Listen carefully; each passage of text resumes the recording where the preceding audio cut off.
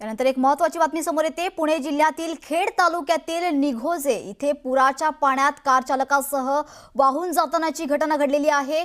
मोई रोड लगतच्या शिवशक्ती सोसायटी परिसरात मुसळधार पावसानंतर पाण्याचा वेग वाढल्याने ही घटना घडल्याचं सांगण्यात येत आहे। तर पाण्याच्या प्रवाहात अडकलेल्या व्यक्तीची स्थानिक नागरिकांनी दोरीच्या सहाय्याने सुखरूप सुटका केली आहे। सुदैवाने या घटनेत कोणतीही जीवितहानी झाली नाही। दरम्यान पुराच्या पाण्यात उतरणं टाळावे आणि प्रशासनाच्या सूचनांचं पालन करावं असं आवाहन करण्यात येतं। पण पाहू शकतो पुण्यातील हे दृश्य आहे। पुण्यात गेल्या 2 दिवसापासून मुसळधार पावसाने हजेरी लावली आणि त्यानंतर पुणे इथे पाणी साचल्याने त्या पाण्यात एक कार वाहून जातानाचं हे दृश्य आहे।